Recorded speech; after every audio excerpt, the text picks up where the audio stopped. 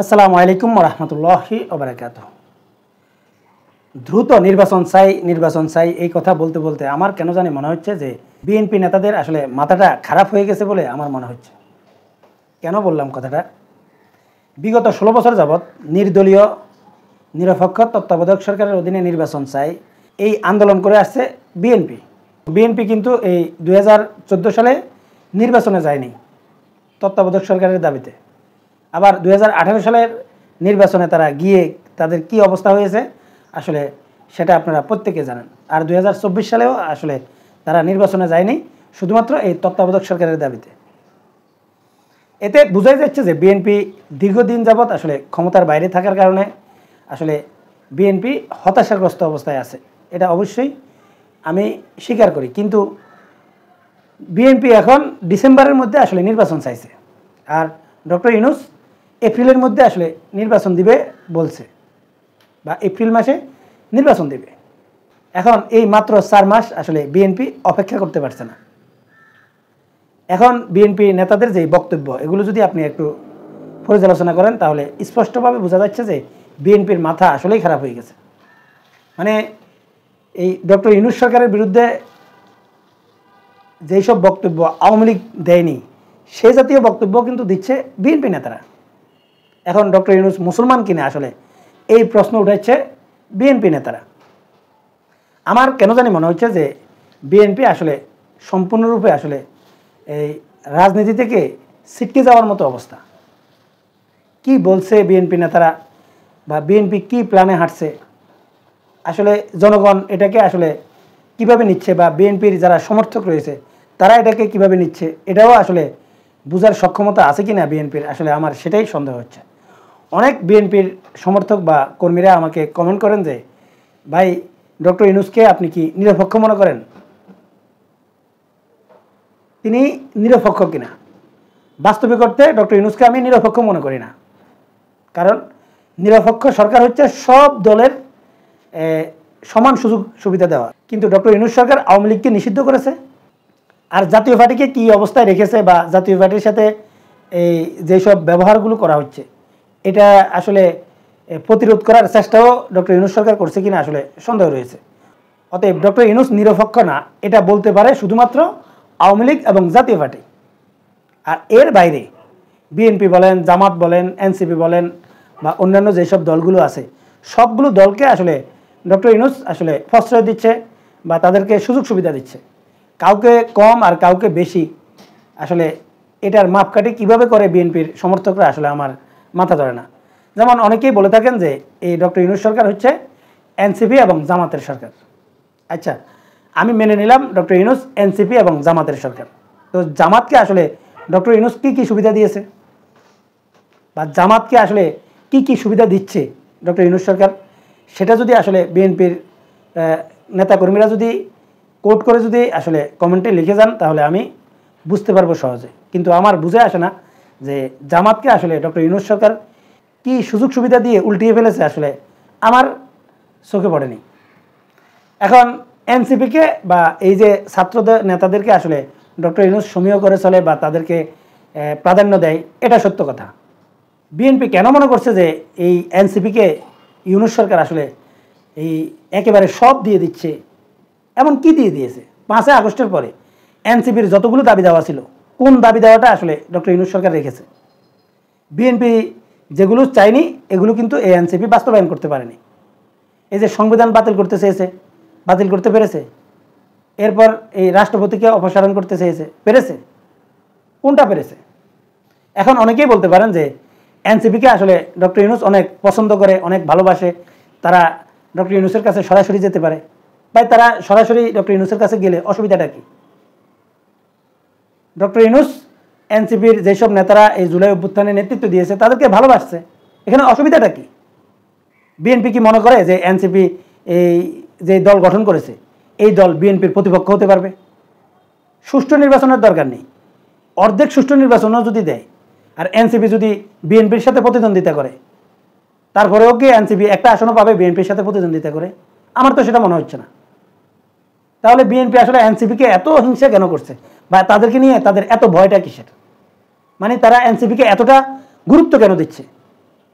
আমি তো মনে করি ডক্টর ইউনূস যদি এই এনসিপি নেতাদেরকে যদি মহব্বত করে থাকে, ভালোবেসে থাকে, বিএনপি নেতারাও তাদেরকে ভালোবাসা উচিত, মহব্বত করা উচিত। জুলাই অভ্যুত্থানে নেতৃত্ব দিতে গিয়ে এই ছাত্ররা আসলে যেই ত্যাগ স্বীকার করেছে, বিএনপির কোনো নেতা এই ত্যাগ কি স্বীকার করা সম্ভব? আপনাদের কি মনে হয়? বিগত আওয়ামী লীগ সরকারের বিরুদ্ধে বিএনপির বহু নেতা বহু সময় নানা রকম জ্বালাময়ী বক্তব্য দিয়েছে, এমনকি বিএনপি অনেকগুলো আন্দোলনের ডাক দিয়েছে, অনেক হরতালের ডাক দিয়েছে। বাস্তবিক অর্থে এই বিএনপি নেতারা এই হরতালের ডাক দিয়ে কেউ কি রাস্তায় ছিল? বা বিএনপির নেতারা কি আসলে রাস্তায় নামতে পেরেছে? আমি তো দেখেছি যে হরতালের দিন স্বাভাবিক ছিল, অন্যান্য দিনের মতো রাস্তাঘাটে জ্যাম ছিল। তাহলে এই জাতীয় আন্দোলন দিয়ে কি আসলে আওয়ামী লীগ সরকারের পতন হতো? আমি যেটা মনে করি যে এই যে বিএনপি যে ক্ষমতায় যাওয়ার স্বপ্ন দেখতেছে, বা বিএনপি যে মনে করছে যে নির্বাচন দিয়ে দিলে বিএনপি ক্ষমতায় যাবে, এই রাস্তাটা কিন্তু এই ছাত্র নেতারাই কিন্তু তৈরি করে দিয়েছে, বা এনসিপির নেতারাই কিন্তু তৈরি করে দিয়েছে। অতএব এই এনসিপির বিরুদ্ধে কথা বলার অধিকার রয়েছে আওয়ামী লীগের, কিন্তু বিএনপি নেতারা এনসিপির বিরুদ্ধে কেন কথা বলতেছে, বা এনসিপিকে যদি ডক্টর ইউনূস যদি কিছু সুযোগ সুবিধা দেয়, এতে আসলে কেন বিরক্ত হচ্ছে, আসলে আমার মাথা ধরে না। আমি যেটা মনে করি যে এনসিপি বাংলাদেশে এখন পর্যন্ত যদি এককভাবে নির্বাচন করে, তারা আমার মনে হয় না যে 2 থেকে 3% বেশি ভোট পাবে, এর সাথে কম পাবে আমি নিশ্চিত। তাদের ভোট ব্যাংক নেই। এখন ডক্টর ইউনূস যদি তাদেরকে প্রশ্রয় দেয়, তাদেরকে যদি সুযোগ সুবিধা দেয়, এটাতে আসলে বিএনপি আসলে আতঙ্কিত হওয়ার কারণটা কি? আমার এটাও কিন্তু মাথায় আসে না। বিএনপি কি মনে করছে যে ডক্টর ইউনূস সরকার যদি সহযোগিতা করে এবং আগামী নির্বাচনে এনসিপি ক্ষমতায় চলে যাবে? ভাই, নির্বাচনে জিতে হারা যদি নিশ্চিত করতে হয়, তাহলে মোটামুটি কাছাকাছি জনপ্রিয়তা লাগে। যদি এনসিপি এবং বিএনপির মধ্যে যদি কাছাকাছি জনপ্রিয়তা থাকতো, তাহলে এটা বলা যেত যে কোনো রকম ভোট কারচুপি করে বা নানা রকম সুযোগ সুবিধা দিয়ে এনসিপিকে ডক্টর ইউনূস সরকার ক্ষমতায় নিয়ে আসবে, বিএনপিকে মাইনাস করে দিবে। যদি এরকম হতো, তাহলে আসলে এনসিপির বিরুদ্ধে বিএনপি নেতারা কথা বললে আসলে এটাকে আমি গ্রহণযোগ্য মনে করতাম। কিন্তু যেই দলের এমন কোনো ভিত্তি নেই, নতুন একটা দল এখনও নিবন্ধন পায়নি, এমনকি এই দলটা আগামী নির্বাচনে যদি অংশগ্রহণ করে, এই দলের কয়জন এমপি হতে পারবে, বা এই দলের প্রধান যেই লোকগুলো রয়েছে, সারজিস আলম, হাসানাত আবদুল্লাহ, নাহিদ, এরা নিজেরাও পাশ করবে কিনা আসলে আমার যথেষ্ট সন্দেহ রয়েছে। নাহিদ ইসলাম বা হাসানাত আবদুল্লাহ বা সারজিস আলম, এরা কিন্তু আসলে পাশ করার কোনো সম্ভাবনা আমি দেখতেছি না। তারপরেও বিএনপি তাদেরকে আসলে কেন প্রতিপক্ষ মনে করছে, আসলে এটা আমার মাথায় ধরে না। এছাড়া যদি ডক্টর ইউনূস যদি এই ছাত্রদেরকে যদি সমীহ করে, স্নেহ করে, তাদেরকে যদি প্রাধান্য দেয়, আমার মনে হয় বিএনপিও তাদেরকে প্রাধান্য দেওয়া উচিত। কারণ এই যে খালেদা জিয়া যে বিদেশে চিকিৎসা করে এসেছে, এবং এই বিএনপি নেতাদের যে হম্বিতম্বি এবং তারা যে ক্ষমতায় যাওয়ার যে স্বপ্নগুলো দেখতেছে, এই সুযোগটা কিন্তু এই ছাত্ররাই কিন্তু তৈরি করে দিয়েছে। অতএব বিএনপি তাদের প্রতি আসলে কৃতজ্ঞ থাকা উচিত। এখন তারা বিএনপির বিরুদ্ধে আসলে এলোমেলো বক্তব্য দিচ্ছে, এটা সত্য কথা। এখন এলোমেলো যে বক্তব্যগুলো দিচ্ছে, তার জবাব বিএনপি নেতারা দিতে পারে।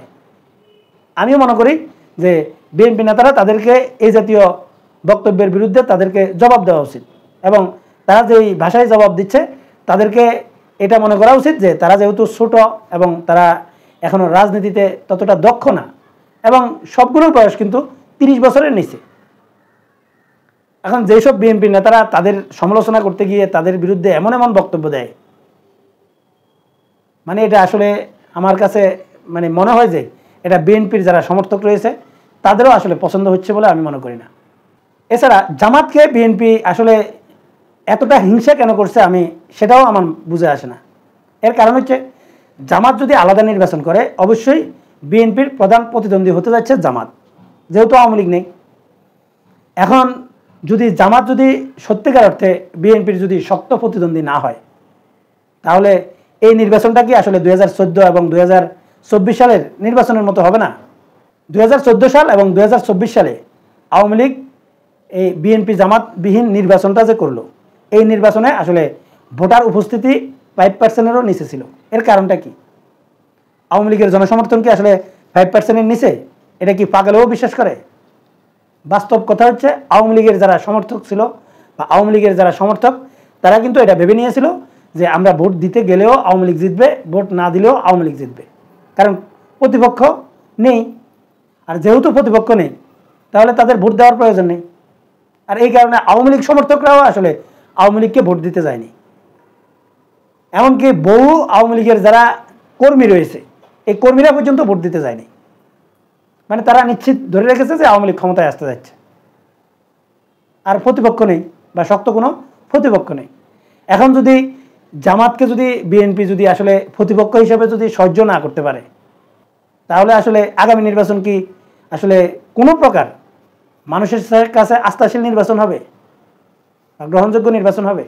এছাড়া যারা বিএনপি সমর্থন করেন তাদের উদ্দেশ্যে বলছি, বর্তমানে বিএনপির নেতাকর্মীদের যেই প্রভাব এবং প্রতিপত্তি বা প্রত্যেকটা মেকানিজম যেভাবে বিএনপি দখল করে রয়েছে, এই অবস্থায় যদি আপনার নির্বাচন হয় নিশ্চিত ধরে রাখতে পারেন বিএনপির যেসব এমপিরা নির্বাচনে লড়বে জামাত বা অন্যান্য দলগুলোর সাথে, ধরে নিতে পারেন 2018 সালে যেভাবে নির্বাচন হয়েছে তার চাইতেও বাজে নির্বাচন হবে। এর কারণ হচ্ছে কোনো এমপি কি আসলে চাইবে যে সে পরাজিত হোক? যাবে হয়তো 300 আসনে বিএনপি জিতে যাবে, কারণ কেউ ক্ষমতা হারাতে চাইবে না বা কেউ পরাজিত হতে চাইবে না। যেমন 2018 সালে শেখ হাসিনা কি আসলে এইভাবে বিএনপি হারুক এটা চেয়েছে?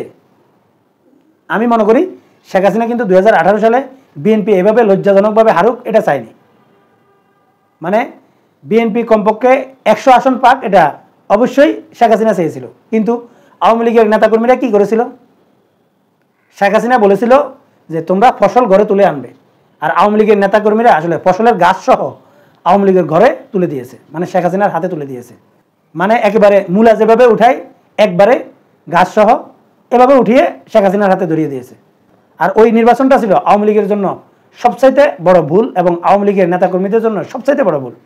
কারণ হচ্ছে প্রত্যেকটা বিরোধী দল এবং বিএনপির যেসব নেতাদেরকে আসলে 2024 সালে আওয়ামী লীগ ভাগিয়ে নিয়ে নির্বাচনের মাঠে আনতে চেয়েছিল তারাও কিন্তু আর শেষ পর্যন্ত শেখ হাসিনাকে বিশ্বাস করেনি ওই 2018 সালের নির্বাচনের কারণে।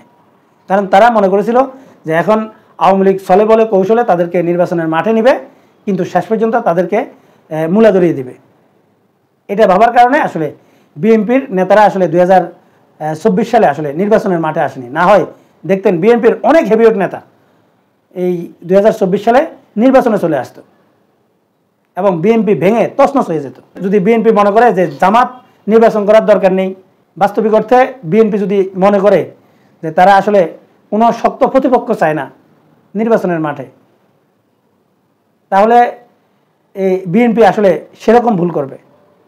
এবং যদি বাস্তবিক অর্থে বিএনপি অতি বাড়াবাড়ি করে এবং অতি বাড়াবাড়ি করে যদি আসলে এই নির্বাচন আদায়ও করে নেয় ডিসেম্বরের মধ্যে, আর তখন যদি আসলে জামাত যদি নির্বাচনে অংশগ্রহণ না করে, এই নির্বাচনটা কি আসলে কোনো প্রকার গ্রহণযোগ্যতা পাবে?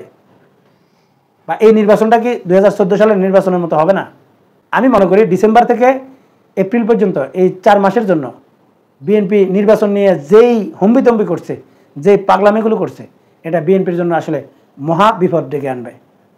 সম্মানিত দর্শক, আপনারা কি মনে করেন কমেন্টসে জানাবেন। আল্লাহ হাফেজ।